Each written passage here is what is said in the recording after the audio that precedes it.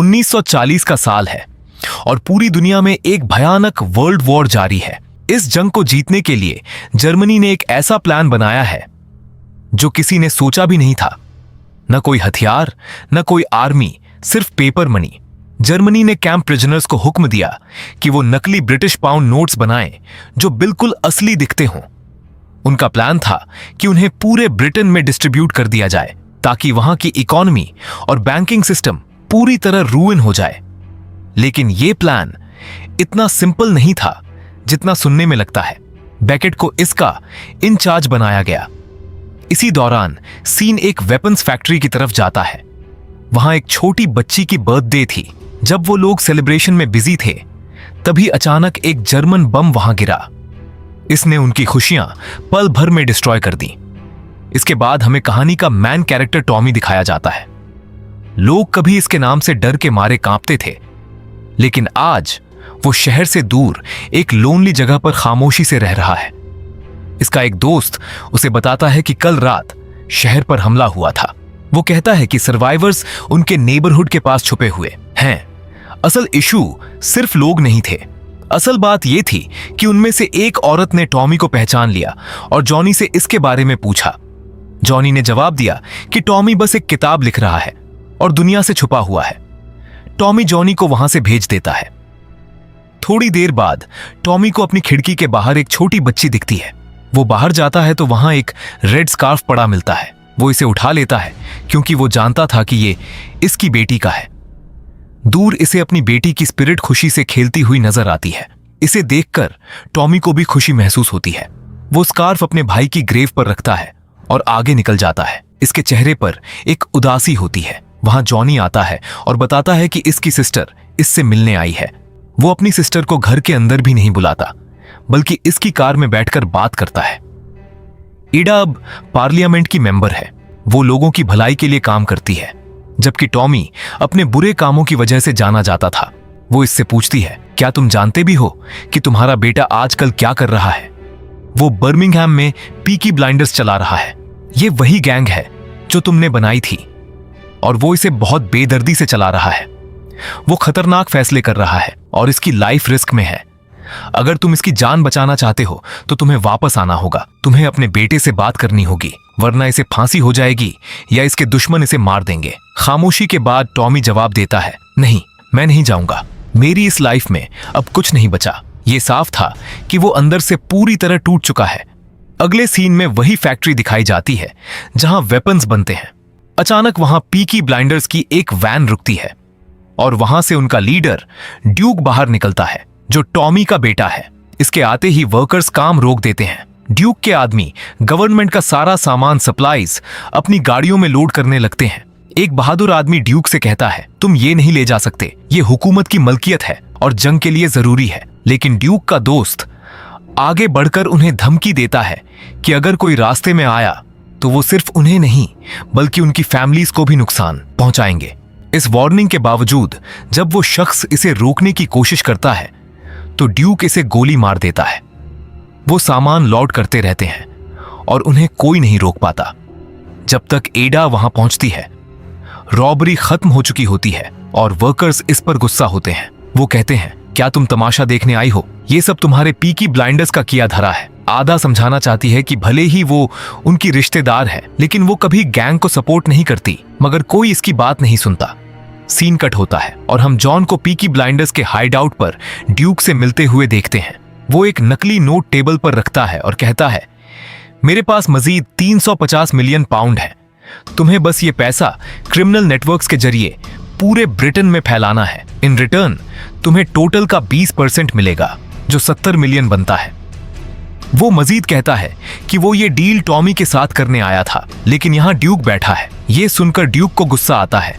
वो जॉन पर gun point करता है और कहता है, अब यहां का बॉस मैं हूं, जो भी फैसले करने हैं वो मैं ही करूंगा। इस बात पर एनॉयड होकर कि इसे बॉस की तरह ट्रीट नहीं किया गया, ड्यूक बिना सोचे समझे डील एक्सेप्ट कर लेता है। सीन वापस टॉमी के घर शिफ्ट होता है। वहां अजीब चीजें हो रही हैं। इसके घर के दरवाजे और खिड़कियां जो वो हमेशा बंद रखता था, अचानक खुल जाते हैं।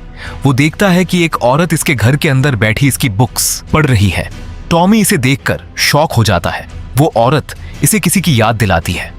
वो औरत इससे कहती है, तुम्हें मुझ में अपनी वाइफ नजर आ रही है, क्योंकि वो मेरी ट्विन सिस्टर थी। एक हैरान कून ट्विस्ट में वो बताती है कि वो अपनी मरी हुई सिस्टर की रूह से बात कर सकती है। वो कहती है कि इस स्पिरिट ने इसे टॉमी के पास भेजा है। इसका मतलब टॉमी की वाइफ ने अपनी बहन को भेजा है। टॉमी अपनी लेट वाइफ के बारे में सोचता है। हमें 1914 की एक मेमोरी दिखाई जाती है, जब वो पहली बार एक रिफ्यूजी कैंप में मिले थे और बाद में उनका बेटा ड्यूक पैदा हुआ था। वो औरत टॉमी को ये कहानी सुनाना खत्म करती है। टॉमी हैरान है, क्योंकि ये बातें सिर्फ इसे और इसकी वाइफ को मालूम थीं। वो कहती है, अब तुम्हें मुझ पर यकीन करना होगा। मैं तुम्हें ये बताने आई हूं कि तुम्हारा बेटा सख्त खतरे में है। वो बुरे लोगों के साथ फंस गया है। वो इससे मिन्नत करती है कि अपने बेटे की मदद करे, मगर टॉमी जवाब देता है, मेरी लड़ाई के दिन खत्म हो चुके हैं। तब वो औरत कहती है, अगर तुम अपने बेटे को बचा लो तो मैं और तुम्हारी वाइफ तुम्हें वो सुकून पीस देंगे जिसकी तुम्हें तलाश है। अपनी सिस्टर के जरिए टॉमी की वाइफ इससे कहती है, आर्थर अकेला नहीं था उस रात। वो उस रात की बात कर रही है जब इसका भाई आर्थर मरा था। टॉमी एक गहरा सांस लेता है और धीमे से कहता है, हाँ मैं वहां था। आर्थर उस दिन बहुत अपसेट था। वो गन लेकर पैसे मांगने आया था। वो मुझे शैतान डेविल समझ रहा था और जो कुछ भी हुआ वो एक एक्सीडेंट था। अब सीन टॉमी के बेटे ड्यूक और इसकी आंटी एडा को दिखाता है। एडा ड्यूक को वार्न करने आई है। वो इससे कहती है कि गरीबों को लूटना और सरकारी सप्लाईज चुराना बंद करे, वरना मुल्क जंग हार जाएगा। जंग लड़ना बहुत मुश्किल हो जाएगा। वो वार्न करती है, अगर तुम नहीं रुके तो मैं तुम्हें अरेस्ट करवा दूंगी। ड्यूक इसकी धमकी पर हंसता है और कहता है, कोई मुझे नहीं रोक सकता। कौन रोकेगा? तुम्हारी गवर्नमेंट या तुम्हारी पुलिस? ये सब मेरे लिए काम करते हैं। सिर्फ एक ही शख्स मुझे रोक सकता था, मेरा बाप टॉमी, लेकिन वो अपना दिमाग खो चुका है। अब इसे इस बिजनेस की परवाह नहीं। वो मुझे रोकने नहीं आएगा। और मैं तुम्हें बता दूं कि मैं अपने बाप या अंकल के तसव्वुर से भी बड़ा काम करने वाला हूं। एडा इसे छोड़कर चार्ली के पास जाती है, जो गैंग का पुराना मेंबर है। वो अपने भतीजे के खिलाफ केस बनाने का फैसला करती है। वो चार्ली से कहती है कि वो मिलिट्री कोर्ट में एविडेंस लेकर जा रही है ताकि साबित कर सके कि ड्यूक ने सरकारी हथियार चुराए हैं, लेकिन मुझे इसके खिलाफ विटनेसेस चाहिए। प्लीज मुझे उनके एड्रेसेस दो। चार्ली लिस्ट देखकर फेंक देता है और कहता है कि ये यूजलेस है। अगर ड्यूक को कोई रोक सकता है तो वो इसका बाप है, मिलिट्री नहीं। एडा हार नहीं मानती और उन लोगों के पास जाती है जिनके घर जर्मन बमों ने तबाह किए थे। वो रिफ्यूजीज से कहती है, मैं जानती हूं कि तुम में से बहुत से लोगों ने ड्यूक को फैक्ट्री लूटते हुए देखा है। मुझे तुम्हारी गवाही चाहिए। लेकिन कोई भी इसकी मदद के लिए तैयार नहीं होता। अगली सुबह हम टॉमी को दोबारा देखते हैं। जब वो जागता है तो वो औरत जा चुकी होती है, मगर इसकी बातों का टॉमी पर गहरा असर होता है। टॉमी अपने बेटे को रोकने का फैसला करता है। वो अपने बेडरूम से बेटी का रेड स्कार्फ उठाता है और रियलाइज करता है कि वो औरत ही इसे वहां लाई होगी। वो स्कार्फ लेता है और निकल पड़ता है। टॉमी खतरे को जानता है, लेकिन इसे परवाह नहीं। दूसरी तरफ हम ड्यूक को देखते हैं। इससे जॉन मिलने आता है, जो नकली पैसा फैलाना चाहता है। जॉन बताता है कि इसकी आंटी इसे प्रिजन भेजने की प्लानिंग कर रही है। अगर ऐसा हुआ तो इसका मिशन फेल हो जाएगा। वो इससे पूछती है कि वो इसे कैसे हैंडल करेगा। अगर वो फेल हुआ तो वो अपने 70 मिलियन पाउंड्स खो देगा। ये सुनकर ड्यूक एक फैसला करता है। वो एडा को मारने के लिए निकल पड़ता है। एडा कोर्ट में गवाही देने जा रही होती है। ड्यूक इसके पीछे जाता है और एक फोन बूथ में छुपकर इस पर गन एम करता है, मगर इसका फायर मिस हो जाता है। ऐसा नहीं था कि इसका निशाना बुरा था। इसने जानबूझकर मिस किया क्योंकि वो अपनी आंटी को नहीं मार सका था। जैसे ही वो अपनी गन नीचे करता है, अचानक एक और गोली चलती है और एडा जमीन पर गिर जाती है। वो गोली जॉन ने चलाई थी। ड्यूक अपनी आंटी को मरा हुआ देखकर शॉक हो जाता है। इसी दौरान टॉमी शहर आ रहा होता है और रास्ते में अपनी सिस्टर को खड़ा देखता है। वो समझ जाता है कि ये इसकी स्पिरिट है। यहां से टॉमी को पता चलता है कि एडा मारी जा चुकी है। टॉमी के पास एक स्पेशल गिफ्ट है कि वो मुर्दों को देख सकता है। अपनी सिस्टर की रूह को देखकर वो टूट जाता है और गुस्से में अपने बेटे को ढूंढने निकल पड़ता है। वो एक लोकल पब पहुंचता है जहां इसके बेटे की गैंग होती है। जब ड्यूक वहां नहीं मिलता तो वो लोगों से पूछता है। जब लोग इसे इग्नोर करते हैं तो वो चीख कर पूछता है, ड्यूक कहां है? टॉमी को गुस्से में देखकर लोग कांपने लगते हैं क्योंकि वो इसकी डेडली रेप्यूटेशन जानते हैं। लेकिन एक जवान लड़का जो टॉमी की रेस्पेक्ट नहीं करता आगे आता है और इसके चेहरे के करीब होकर कहता है कि म्यूजिक दोबारा चलाओ। तुमने हमारा मजा खराब किया है, अब तुम्हें हमारे लिए डांस करना होगा। ये सुनते ही लोग वहां से भागने लगते हैं। वो लड़का टॉमी पर गन पॉइंट करता है। टॉमी सुकून से अपनी पॉकेट से एक ग्रेनेड निकालता है, इसकी पिन खींचता है और इस लड़के की पॉकेट में डाल देता है। वो लड़का पैनिक हो जाता है और बाहर की तरफ भागता है। वो वक्त पर ग्रेनेड नहीं निकाल पाता और वो फट जाता है, जिससे इसकी मौत हो जाती है। अपना पॉइंट बनाने के बाद टॉमी को ड्यूक मिल जाता है। देखते ही टॉमी इसे पीटना शुरू कर देता है, क्योंकि ड्यूक ने सारी हदें पार कर दी थीं।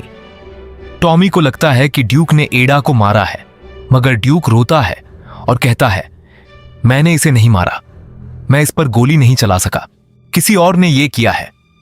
टॉमी इसे दोबारा मारता है और कहता है कि तुम्हें इन लोगों के साथ इन्वॉल्व नहीं होना चाहिए था। ड्यूक जवाब देता है, मैं और क्या करता, तुमने ही मुझे ऐसा बनाया है। यह हमारा फैमिली बिजनेस है जो तुमने मुझे दिया। टॉमी इसे पकड़ता है और सच पूछता है कि एडा को किसने मारा। ड्यूक कन्फेस करता है कि यह जॉन था जो नकली पैसा लाया था। ड्यूक जॉन का पूरा प्लान बताता है। टॉमी फिर अस्पताल के लिए निकल जाता है ताकि अपनी सिस्टर को आखिरी बार देख सके। जॉनी इसके साथ है। टॉमी जॉनी से अपनी गन वापस लेता है। वो जानता है कि जॉनी इमोशनल है और शायद ड्यूक को मारने की कोशिश करे। गन लेते हुए जॉनी पूछता है कि अस्पताल के अंदर इसकी क्या जरूरत है। टॉमी कहता है कि जिसने एडा को मारा है वो इसका टारगेट है। वो जानता है कि मैं यहां जरूर आऊंगा, तो वो एम्बुश करने के लिए वेट कर रहा होगा। जब वो आएगा तो मैं इसे मार दूंगा। टॉमी एडा की बॉडी देखता है और अपने आंसू रोकने की कोशिश करता है। वो वहां खड़ा होकर अपनी सिस्टर को अपना डार्केस्ट सीक्रेट बताता है, वो पुराना सच जो इसने हमेशा छुपाया था। वो क्राइम, अपने भाई आर्थर को मारना। इसे याद आता है कि कैसे आर्थर नशे में धुत होकर आया था। वो एग्रेसिव था और उनकी लड़ाई हुई जिसमें टॉमी ने अपना बचाव करते हुए इसे मार दिया। गुनाहों के बारे में सोचकर इसे गिल्ट होता है। अचानक इसे हॉलवे में कदमों की आवाज आती है। वो समझ जाता है कि जॉन वहां इसे मारने आया है। टॉमी गन निकालकर बाहर आता है और अस्पताल में शूट आउट शुरू हो जाता है। जॉन इसे डील की ऑफर करता है, लेकिन टॉमी को पैसों की परवाह नहीं। वो सिर्फ बदला चाहता है। जब जॉन देखता है कि वो टॉमी का मुकाबला नहीं कर सकता, तो वो घोड़ों के अस्तबल से भाग जाता है। टॉमी एक घोड़े पर सवार होकर शहर की सड़कों से गुजरता है और ड्यूक के ठिकाने पर पहुंचता है। वहां इसे पता चलता है कि एडा ने मरने से पहले ड्यूक को टॉमी की मदद करने का कहा था। ड्यूक कहता है कि मैं एडा की मौत का बदला लेने में आपका साथ दूंगा। अगले सीन में दोनों साथ बैठे ड्रिंक कर रहे हैं। टॉमी एडा के जनाजे पर जाता है, जबकि ड्यूक जॉन को कॉल करके इसे झांसा देता है कि टॉमी के आदमी तुम्हें मारने आ रहे हैं, मैं तुम्हें बचा सकता हूं, बस मुझे पैसे दे दो। जॉन राजी हो जाता है। दूसरी तरफ टॉमी अपने पुराने दोस्तों के साथ अटैक प्लान करता है। जॉनी कहता है कि हम बोट्स के जरिए ध्यान भटकाएंगे और टनल्स के जरिए अंदर घुसेंगे। ड्यूक जॉन को बताता है कि टॉमी के आदमी दरिया की तरफ से हमला करेंगे। जॉन अपने आदमी डॉक्स पर खड़ा कर देता है। 3 बोट्स आती नजर आती हैं, लेकिन टॉमी और इसकी टीम टनल के जरिए गोदाम में घुस जाते हैं।